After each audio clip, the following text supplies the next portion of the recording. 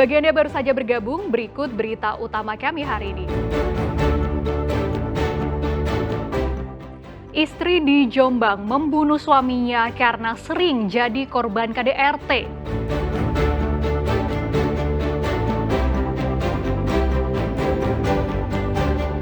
Tersangka curanmor di Magetan kabur saat rekonstruksi karena takut menjalani hukuman di penjara. Puluhan hektar area tanaman padi diserang tikus. Petani pasang racun tikus dan rumah burung hantu.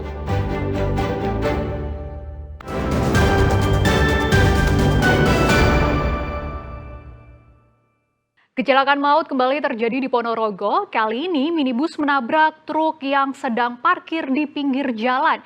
Akibat kerasnya benturan membuat minibus terbakar.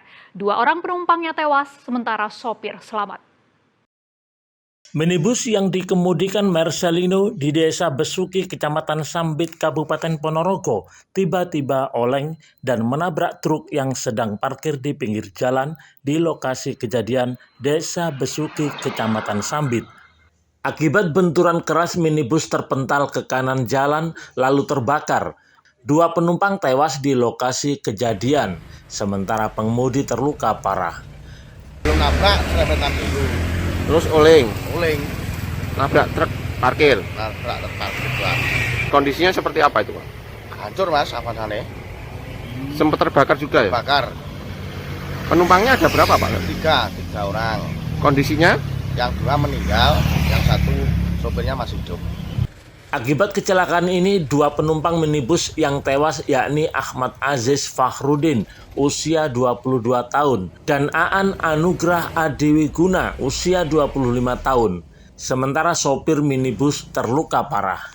Saya ini melebihi median jalan sehingga membentur ada kendaraan truk yang dari arah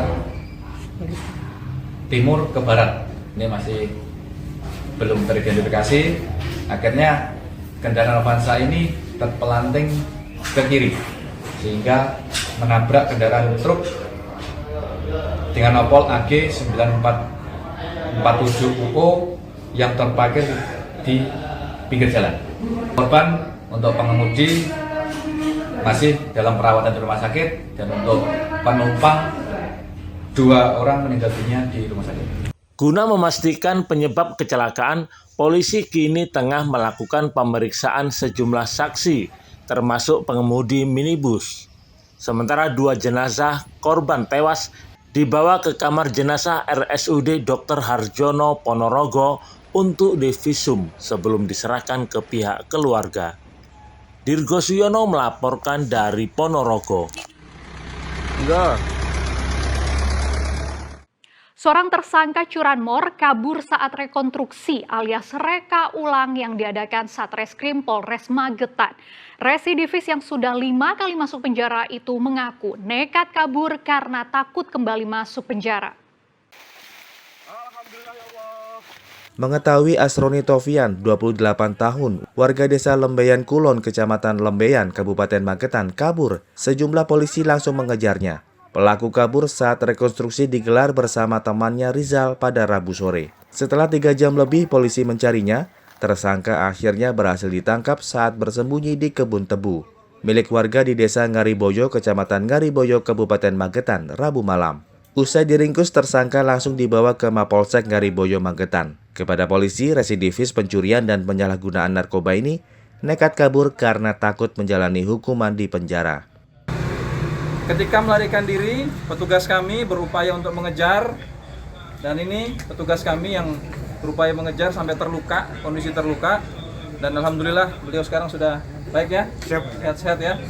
Dan alhamdulillah juga karena pertolongan dari Allah Subhanahu wa Ta'ala dan juga bantuan dari warga masyarakat yang memang tidak ingin wilayahnya menjadi tempat bersarangnya curanmor, ya, pelaku-pelaku curanmor. Ini masyarakat tidak mau ada pelaku-pelaku curanmor yang ada di wilayah Kabupaten Magetan ini, sehingga memberikan kepada kami informasi itu langsung kami tindak lanjuti keberadaan daripada tersangka yang lari tadi, dan alhamdulillah kita berhasil membekuk atau menangkap tersangka tadi.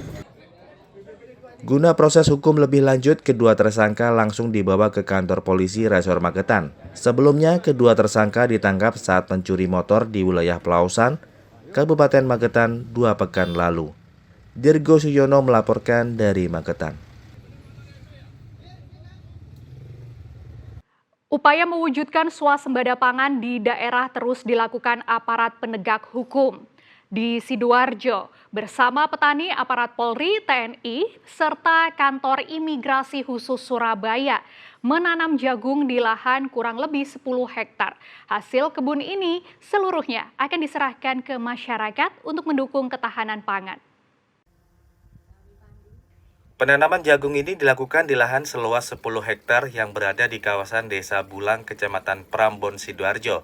Program Semarak Tanam Jagung ini dilakukan dengan melibatkan ratusan petani jagung di kawasan desa tersebut. Jagung yang ditanam di lahan ini adalah jenis hibrida. Jagung jenis ini biasanya bisa dipanen pada 110 hari setelah masa tanam. Untuk mempercepat proses panen, digunakan sistem drone untuk penyemprotan pupuk dan obat melalui udara yang dikendalikan oleh anggota Babin Kamtibmas yang telah mendapat pelatihan pertanian. Diharapkan tanaman jagung ini bisa panen sesuai jadwal dan tidak diganggu hama, khususnya tikus. Hasil panen semarak tanam jagung ini akan diserahkan sepenuhnya kepada masyarakat sebagai langkah untuk memperkuat ketahanan pangan, khususnya bagi masyarakat di Kabupaten Sidoarjo.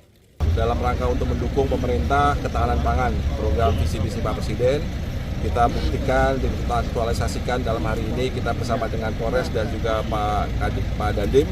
Hari ini kita melaksanakan tanam jagung seluas 10 hektar dan kita gunakan, kita bersama-sama berkolaborasi dengan Polri dan juga TNI. Nanti hasil yang didapat kita akan serahkan kepada masyarakat untuk mendukung ketahanan pangan, untuk mensejahterakan masyarakat yang ada di sekitarnya, khususnya di Kabupaten Sidoarjo.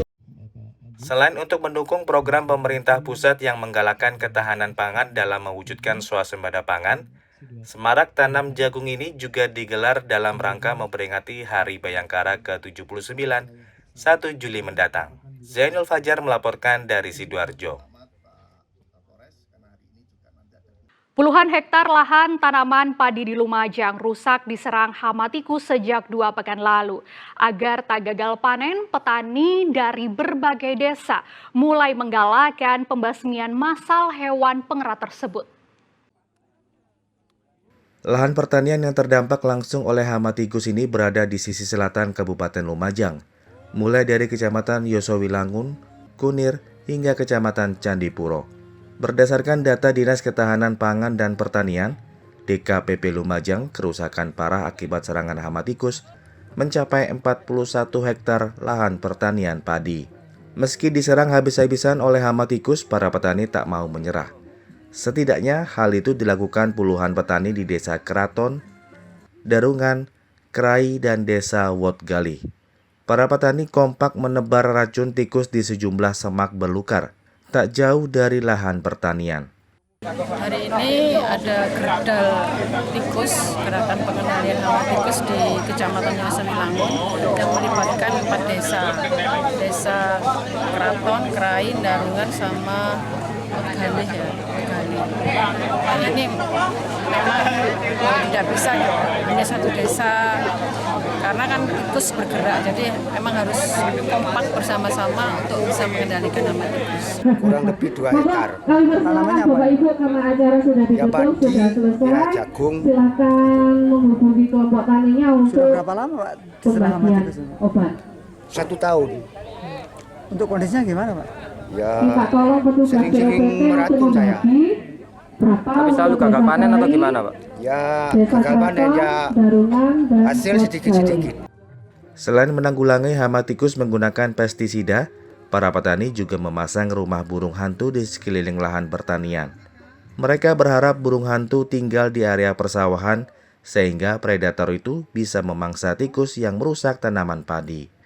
Nur Salim melaporkan dari Lumajang. Ya, informasi tadi mengakhiri jumpa kita di Berita Jawa Timur. Jangan lupa pastikan Anda subscribe channel YouTube Liputan 6 SCTV Daerah.